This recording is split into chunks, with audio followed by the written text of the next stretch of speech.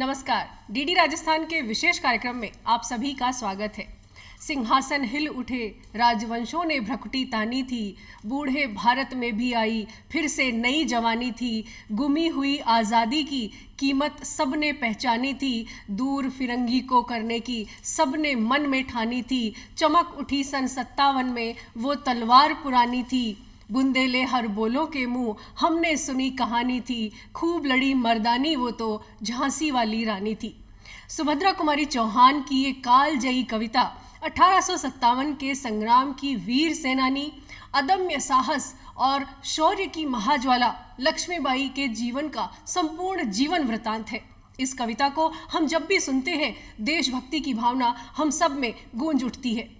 आज के इस विशेष कार्यक्रम में हम बात करने जा रहे हैं हमारे देश के 1857 के संग्राम की महानायिका रानी लक्ष्मीबाई पर। हाल ही में माननीय प्रधानमंत्री महोदय ने कल 19 नवंबर को ही, जो कि लक्ष्मीबाई की जयंती भी है, उन्होंने झांसी के किले से रानी लक्ष्मीबाई के उत्सर्ग को नमन किया और उनकी एक प्रतिमा का अनावरण भी किया। आज के इस खास कार्यक्रम में हम रानी लक्ष्मीबाई के जीवन पर चर्चा करने जा रहे हैं और इस चर्चा में स्टूडियो में मौजूद हैं हमारे साथ डॉक्टर रेणु व्यास। आप हिंदी विभाग की सहायक प्रोफेसर हैं राजस्थान विश्वविद्यालय में। मैम, आपका कार्यक्रम में बहुत बहुत स्वागत है। नमस्ते मैम, जैसा कि ये एक जयंती का उत्सव है, हमारे जो आज़ादी का महोत्सव हम मना रहे हैं, अमृत महोत्सव देश भर में मनाया जा रहा है और जितने भी जो महानायक रहे हैं जिन्होंने आज़ादी में बलिदान दिया, उनको देश याद कर रहा है, स्मरण कर रहा है। और कल जयंती थी रानी लक्ष्मीबाई की और ये एक ऐतिहासिक अवसर था कि जब झांसी के किले से मोदी जी ने उन्हें नमन किया। तो आप किस तरह से देखते हैं इस पूरे प्रसंग को कि आज़ादी के जो महानायक हैं उन्हें हमारे आज के लोग जाने और हम उनका स्मरण करें? आप कैसे देखते हैं इसे? आज़ादी के महानायकों को जनता जानती है, स्मरण दिलाने की इतनी ज़रूरत नहीं है, लेकिन हमें अपने आप को प्रेरणा देने के लिए ज़रूरत है। क्योंकि जो 1857 का जो स्वाधीनता आंदोलन हुआ, उसे अंग्रेज़ों ने सैनिक विद्रोह करके डिमोरलाइज करने की कोशिश की। बिल्कुल। लेकिन वो सिर्फ सैनिकों का विद्रोह नहीं था, वो सिर्फ कारतूसों के लिए नहीं था कि इस तरह इस जानवर की चर्बी है, इसके लिए भी नहीं था। वो भारत का पहला स्वतंत्रता संग्राम था और वो स्वाधीनता आंदोलन में हमारे जो बड़े बड़े नायक हैं, जिनमें से बहुत बड़ी नायक रानी लक्ष्मीबाई हैं, बहादुर शाह जफर हैं, बेगम हजरत महल हैं, नाना साहब हैं और कुंवर सिंह हैं, तात्या टोपे हैं, ये सब बहुत बड़े बड़े नायक हैं। लेकिन इस आज़ादी के आंदोलन की जो रीढ़ थे, जो बड़ी ताकत थे, वो किसान थे जी। और एक तरह से कहें तो सैनिक भी वर्दी में किसान ही थे। जी जी जी। तो रानी लक्ष्मीबाई का महत्व आज़ादी के पहले आंदोलन, पहले संघर्ष की नायिका के रूप में तो है ही, आम जनता के प्रतिनिधि के रूप में, आम किसानों के मन में जो चल रहा था, आम लोगों के मन में जो चल रहा था, उसकी भी वो एकदम से उस समय समझने वाली बड़ी नायिका है। जब 1857 के संग्राम का हम जब जिक्र करते हैं तो हमारे सामने अंग्रेजी हुकूमत का वो एक ऐसा दौर सामने आता है जब बहुत क्रूरता थी, बहुत अत्याचार था। ऐसे माहौल में एक स्त्री की आवाज़ का बुलंद होना वो अपने आप में एक बहुत बड़ा कदम था। तो आप इसको, क्योंकि संसाधन भी कम थे, क्योंकि महारानी लक्ष्मीबाई ने महिलाओं को प्रशिक्षण दिया, तलवारबाजी उन्हें सिखाई, जो कुछ उनके पास उपस्थित था, मौजूद था, उसका इस्तेमाल करके उन्होंने अपने आप को सक्षम बनाया। इसे आप कैसे देखते हैं? जब से प्लासी और बक्सर के बाद जब से अंग्रेज हुकूमत जड़े जमाना शुरू हुई, तब से 1857 तक कोई दशक ऐसा नहीं गया होगा जिसमें विद्रोह नहीं हुआ हो। लेकिन 1857 में ये कोशिश थी कि एक बड़े पैमाने पर लगभग पूरे उत्तर भारत में, कलकत्ता से लेकर के और राजस्थान तक, और बहुत बड़े पैमाने पर एक विद्रोह हुआ। इसीलिए वो आज़ादी का पहला संग्राम कहा जाता है। और अंग्रेजी राज जो था वो दुनिया, उन्होंने जो 1857 के विद्रोह का दमन किया, वो दुनिया के सबसे बर्बर दमन में से एक है। क्योंकि जैसे झांसी का ही अगर उदाहरण लें तो मैं एक आंखों देखा हाल लिखने वाले उनका जिक्र करूंगी, विष्णु भट्ट गोडसे, जो एक महाराष्ट्र मराठी पंडित पुरोहित थे और वो किसी यज्ञ के सिलसिले में उत्तर भारत आए थे और फिर इस गदर में स्वाधीनता आंदोलन के समय में फंस गए। उन्होंने झांसी की रानी को अपनी आंखों से देखा था और उस जमाने को, गदर को उन्होंने अपनी आंखों से देखा और उसको अपनी लेखन में कोट किया। वो माझा प्रवास नाम से मराठी में है पुस्तक। उसका हिंदी अनुवाद अमृतलाल नागर ने किया है। और उसमें वो विष्णु भट्ट गोडसे ये लिखते हैं कि 5 साल से लेकर के 80 साल तक के लोगों को या तो तोप से उड़ा दिया गया, पेड़ों फांसी पे लटका दिया गया। बहुत क्रूर दमन था। और एक तो जो अंग्रेजी हुकूमत का विरोध कर रहे थे, चाहे वो सैनिक हो, बख्त खान जो दिल्ली में थे, या झांसी की रानी हो, इनसे जुड़े दस्तावेज, चूंकि ये बहुत ज्यादा व्यवस्थित तौर पे शुरू नहीं हो पाया था, तो इनके दस्तावेज इन लोगों के भी नहीं है हमारे पास, और अंग्रेजी हुकूमत ने उसका एक पुर्जा नष्ट करवा दिया। ताकि यही वजह है कि वो जो संघर्ष रहा, वो जो उन्होंने जो उस जमाने में जो कुछ उन्होंने देखा, जो सहन किया, वो हम तक शायद नहीं पहुंच पाया है अभी तक। तो हम महानायकों को याद कर रहे हैं, उनके जीवन वृतांत को हम समझ रहे हैं, तो शायद आम लोग या आने वाली पीढ़ियां ऐसे नायकों के जीवन के बारे में जान पाए। रानी लक्ष्मीबाई वो व्यक्तित्व हैं जिन्हें हम बचपन से पढ़ते आए हैं। और जब 1854 की अगर हम बात करें तो डलहौजी की जो गोद नीति थी, तब उन्होंने आवाज बुलंद की कि मैं झांसी नहीं दूंगी। और तभी उन्होंने जो मातृभूमि के लिए जो प्रेम था वो उस वक्त प्रकट किया जब अंग्रेजी हुकूमत का दौर चरम पर था। तो ऐसे दौर में महिलाओं की आवाज़ बुलंद करने वाली ऐसी सशक्त महिला आज के दौर में कितनी प्रेरणास्पद हो सकती है। हम युवाओं की बात करें, आज के दौर की महिलाओं की बात करें, तो चुनौतियां तो आज भी बहुत हैं, चुनौतियों के स्वरूप बदल गए हैं। तो महारानी लक्ष्मीबाई से किस तरह से प्रेरित हो सकते हैं? महारानी लक्ष्मीबाई ने कहा मैं अपनी झांसी नहीं दूंगी, लेकिन झांसी का किला जाने के बाद भी वो लड़ी। बिल्कुल। इसका मतलब उनकी जो लड़ाई थी वो हिंदुस्तान की आज़ादी की लड़ाई थी। और जैसे कि अंग्रेजी राज ने उनके कोई चिन्ह नहीं छोड़े, लेकिन वो लोगों की कहानियों में जिंदा रही। जैसे आपने जो सुभद्रा कुमारी चौहान की कविता सुनाई, उसमें भी ये बुंदेले हर बोलो के मुंह हमने सुनी कहानी थी, लोक गायकों में जिंदा रही। और पंडित जवाहरलाल नेहरू, हमारे पहले प्रधानमंत्री, वो अपने बचपन का जिक्र करते हुए कहते हैं कि 1857 की कहानियां उन्हें उनके देखरेख करने वाले सेवक सुनाते थे। तो लोगों की स्मृति में ये महानायक हमेशा जिंदा रहे। और झांसी की रानी से हम प्रेरणा ले सकते हैं। हम वो आज़ादी की एक बड़ी नायक हैं ही, स्त्री सशक्तिकरण की भी बड़ी नायक हैं, और ये दोनों चीज़ें भी जुड़ी हुई हैं। क्योंकि भक्ति आंदोलन में ने स्त्रियों को कुछ हद तक मुक्त किया। उससे पहले बुद्ध के समय स्त्रियों को कुछ मुक्ति मिली, लेकिन भक्ति आंदोलन के बाद स्त्रियों के लिए सबसे मुक्ति का क्षण आज़ादी का आंदोलन था। जो गांधी जी के नेतृत्व में हम इतनी महिलाओं को देखते हैं, तो उसके केंद्र में कहीं न कहीं 1857 की 2 नायिकाएं, झांसी की रानी लक्ष्मीबाई और बेगम हजरत महल भी हैं। और आपको जैसे 7 समंदर पार जब लाला हरदयाल ने अखबार निकाला आज़ादी के लिए, तो उसका नाम गदर रखा। वो 1857 से प्रेरित था।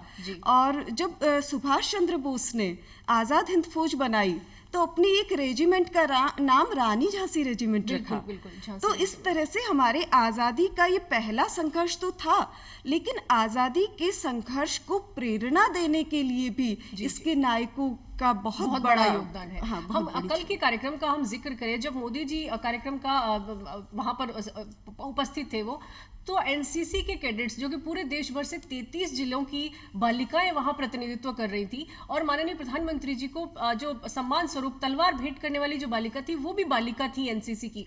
तो बालिकाओं को, महिलाओं को आगे लाने के लिए भारत सरकार के जो प्रयास हैं, वो कहीं ना कहीं महिला सशक्तिकरण को और मजबूत करने की दिशा में अहम है। आप इन्हें किस तरह से देखते हैं? सैनिक स्कूल भी भारत सरकार ने लड़कियों के लिए खोल दिए गए हैं, एक ऐतिहासिक कदम हम देख रहे हैं। तो कोई क्षेत्र ऐसा नहीं है जहां पर महिलाएं आगे नहीं बढ़ रही हैं। तो इस तरह के कदम को आप किस तरह से देखती हैं?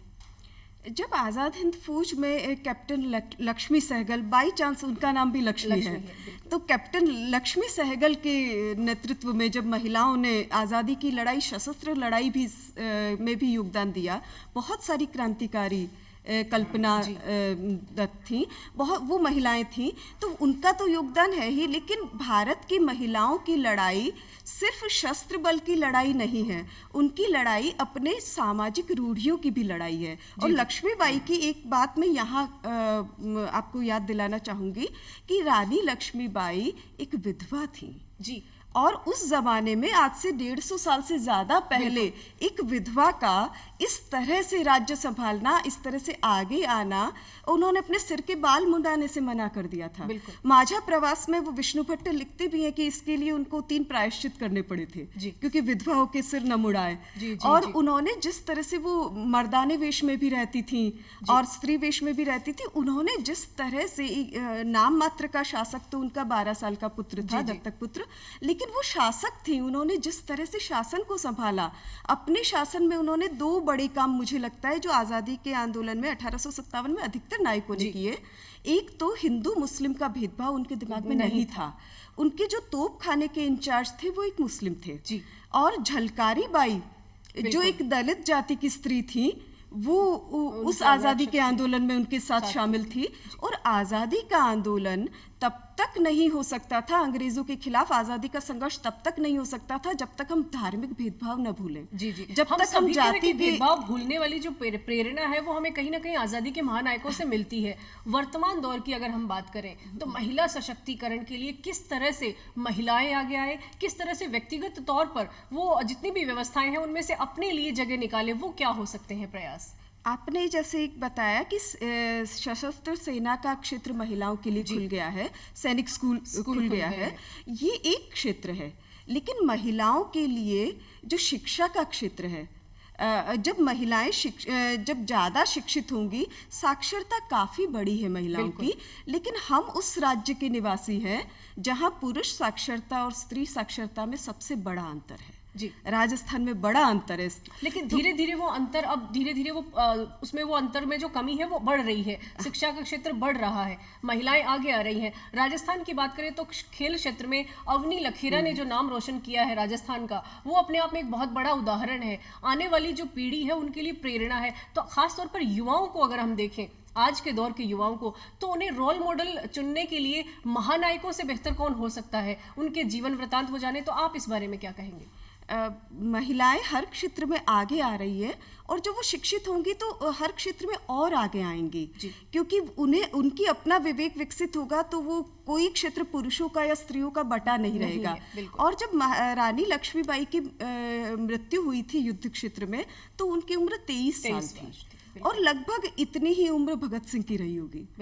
तो रानी भगत सिंह जैसे युवाओं के रोल मॉडल हैं, वैसे रानी लक्ष्मीबाई भी युवाओं के रोल मॉडल हैं। और केवल लड़कियों की या स्त्रियों की ही नहीं, सारे युवा वर्ग की रोल मॉडल हैं। कि कोई 23 साल की लड़की, मैं लड़की ही कहूंगी, 12 साल के अपने दत्तक पुत्र को पीठ पर बांध करके और इतने कम संसाधनों में दुनिया के सबसे बड़े साम्राज्य को चुनौती दे सकती है। और उस जिस लड़ाई में जीत की संभावना बहुत कम है, तब भी वीरता पूर्वक लड़ते हुए अपना बलिदान दे सकती है। तो ये बहुत बड़ी प्रेरणा है आज के ज़माने में हमारे लिए। हम आज के दौर में देखते हैं कि कई बार हमारे पास संसाधन नहीं है या फिर चुनौतियां बड़ी लगने लगती हैं। तो ऐसे में आप महिलाओं से क्या कहना चाहेंगी? जो भी परिस्थितियां, उन परिस्थितियों में अपने आप को सशक्त बनाने के लिए व्यक्तिगत तौर पर क्या प्रयास कर सकते हैं? रानी लक्ष्मीबाई के जीवन में माँ बहुत जल्दी चली गई। पिताजी के साथ वो रहीं और लगभग बचपन में शादी हो गई। और शादी के बाद पुत्र जीवित नहीं रहा, पति की मृत्यु हो गई। फिर जो दत्तक पुत्र लिया उसको उत्तराधिकारी मानने से इनकार कर दिया। फिर उन्हें एक लड़ाई लड़नी पड़ी, और वो भी हुकूमत के खिलाफ। पारिवारिक अपनी व्यक्तिगत जो जीवन था उसमें जो संघर्ष था, उससे भी इतर कहीं हुकूमत के खिलाफ उन्हें आवाज उठानी। और माझा प्रवास में विष्णु भट्ट ये भी लिखते हैं, उनकी जो आज़ादी पर जो प्रतिबंध थे ससुराल में शादी होकर, लक्ष्मीबाई उनका मूल नाम भी नहीं है, स्त्रियों के साथ मणिकर्णिका, ये भी मणिकर्णिका, मनु उनका मूल नाम था, छबीली उनका पुकारने का नाम था, लक्ष्मीबाई शादी के बाद दिया गया नाम था। लेकिन वो उस नाम से जानी गई।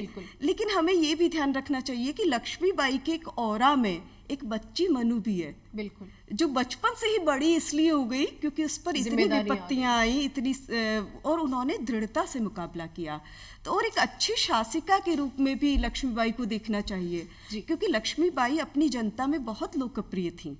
नहीं तो वो इस तरह से कहानियों में जिंदा नहीं रहती मृत्यु के बाद। हम जिस आत्मनिर्भर भारत की बात आज कर रहे हैं, रानी लक्ष्मीबाई उसका एक जीवंत उदाहरण है। उन्होंने आत्मनिर्भरता के लिए अपने पास मौजूदा संसाधनों को उपयोग में लिया, अपनी सेना तैयार तैयार की, महिलाओं की सेना तैयार की।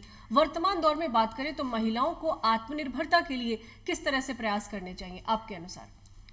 आज की महिलाओं के लिए ये कलम तलवार है, बिल्कुल, और जो उनकी किताबें हैं वो तोप हैं जी, है ना। बहुत अच्छा। तो महिलाओं का जो तरक्की का रास्ता होगा वो शिक्षा से होगा, लिखने पढ़ने से होगा। इसीलिए जितनी तानाशाही हुकूमतें हैं वो सबसे पहले शिक्षा को निशाना बनाती हैं। मलाला को, जो हमारी पड़ोसी देश की लड़की है, जो लक्ष्मीबाई के समय के हिंदुस्तान की ही लड़की मान लो, उसको इसीलिए चोट पहुंचाई गई क्योंकि वो पढ़ना चाहती थी। तो शिक्षा बहुत बड़ा हथियार है आज की लड़की के लिए। और दूसरी जो चीज़ है, शिक्षा से आत्मविश्वास आता है, लेकिन उसके साथ साथ वो सामाजिक क्षेत्र में भी सक्रिय रहे महिलाएं। सिर्फ अपने आप को परिवार के लिए ही समर्पित न करें, क्योंकि महिलाओं के लिए एक बहुत बड़ा परिवार और है, उनको भी उनकी कुशलता की ज़रूरत है, उनके सामाजिक योगदान की भी ज़रूरत है। हम अक्सर देखते हैं कि कई पढ़ी लिखी महिलाएं भी, जो कई और महिलाओं को, कई और अनाथ बच्चों को पढ़ा सकती हैं, वो अपने परिवार की जिम्मेवारियों तक अपने को सीमित कर देती हैं। तो महिला एक महिला है और इस देश की एक जिम्मेवार नागरिक है। तो दोनों रूप में उनको अपनी भूमिका निभानी चाहिए। व्यक्तिगत तौर पर तो महिलाएं आगे आने के लिए प्रयास करती हैं, लेकिन कई बार सपोर्ट सिस्टम जो है, चाहे वो पारिवारिक हो चाहे सामाजिक हो, उसकी भी बड़ी भूमिका होती है।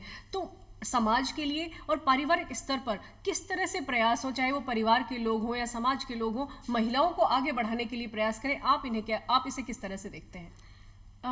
जैसे लक्ष्मीबाई है, तो एक वो विधवा का पारंपरिक जीवन अपनाती, तो वो लक्ष्मीबाई नहीं होती। ऐसी विधवाएं उस जमाने में भी बहुत थीं, घर के एक कोने में अशुभ मान करके रख दी जाने वाली।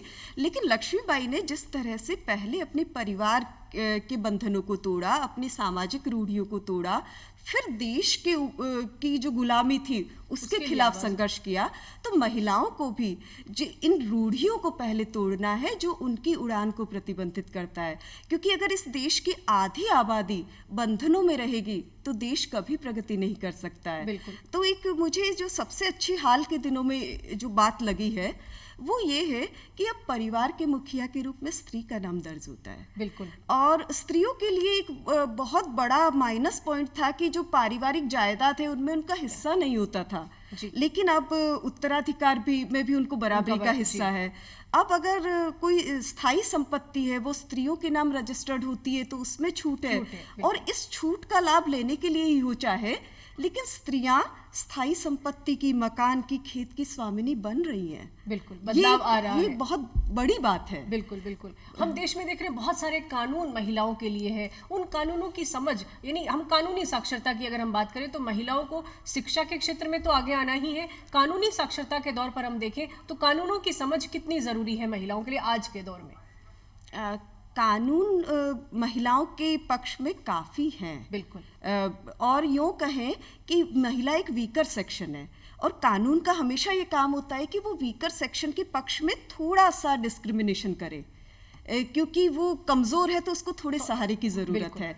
तो दहेज निरोधक कानून हो या यौन उत्पीड़न के विरुद्ध कानून हो, घरेलू हिंसा के विरुद्ध कानून हो, तमाम तरह के कानून हैं। एक तो महिलाओं को उस कानून की जानकारी बहुत कम है। तो जैसे एक प्रचार माध्यम आपके पास है, दूरदर्शन, तो इस तरह से और संचार माध्यमों से तो पहुँचा ही जानी चाहिए जानकारी, लेकिन कानून की जानकारी के साथ एक और चीज़ चाहिए, वो सामाजिक चेतना। क्योंकि कानून में अगर किसी अपराधी के प्रति, स्त्री के प्रति किसी अपराध के लिए सजा है, बहुत बड़ी सजा है, लेकिन समाज में उस अपराध को अपराध अपराध के रूप में नहीं देखा जाता, जैसे ऑनर किलिंग है, बिल्कुल स्त्री के विरुद्ध अपराध है। मानसिकता जो है उसमें बदलाव की जरूरत है, सोच में बदलाव लाने की जरूरत है। अभी आपको युवा भी देख रहे हैं, आम दर्शक भी आपको देख रहे हैं इस खास कार्यक्रम के माध्यम से जो कि झांसी रानी पर केंद्रित है। आप क्या कहना चाहेंगे खासकर युवाओं को कि किस तरह से अपने रोल मॉडल चुने, किस तरह से वो अपने ऊर्जा को सही दिशा में लगाएं ताकि देश की भी प्रगति हो और खुद का भी वो विकास कर सकें? क्या कहना चाहेंगे? मैं आपसे युवाओं से और लड़कियों से यही कहना चाहती हूँ, आपका संघर्ष भी झांसी की रानी के संघर्ष से कम महत्वपूर्ण नहीं है, और आपको भी उतनी ही परेशानियाँ सामने आएंगी जितनी झांसी की रानी को आई है। लेकिन आपके पास तलवार है और आपके पास किताब है। अगर किसी के पास एक किताब है और एक कलम है उसको फिर किसी से डरने की ज़रूरत नहीं है। एक अखबार के लिए कहा है, पर मैं इसको किताब के लिए कहना चाहूँगी कि न खींचो कमानों को, न तलवार निकालो, जब तोप मुकाबिल हो तो अखबार निकालो। अकबर इलाहाबादी का ये मशहूर शेर है। हाँ, तो मैं अखबार में सारा ज्ञान का जो ज्ञान को समाहित मानती हूँ कि आप शिक्षित होएं और आत्मविश्वास प्राप्त करें और सामाजिक चेतना को आप बदलें। बिल्कुल बिल्कुल ना, बदलाव खुद से लाना होगा हमें। जब महिलाएं खुद को बदलेंगी, किसी दूसरी महिला के प्रति समाज में बदलाव आएगा, तो फिर सारे समाज में बदलाव आएगा। बहुत ही अहम चर्चा रही आपके साथ, आपने कार्यक्रम में समय निकाला, आपका बहुत बहुत धन्यवाद। तो आज के कार्यक्रम में चर्चा बस यहीं पर। जैसा कि रेणु व्यास जी ने कहा है कि बदलाव के लिए खुद से हमें खुद को बदलना होगा, खुद की सोच को बदलना होगा, और अगर हमें आदर्श तलाशने हैं तो महारानी लक्ष्मीबाई से बड़ा कौन रोल मॉडल हो सकता है। आज के कार्यक्रम की चर्चा को यहीं विराम देते हैं, हमें इजाजत दीजिए। नमस्कार। नमस्ते।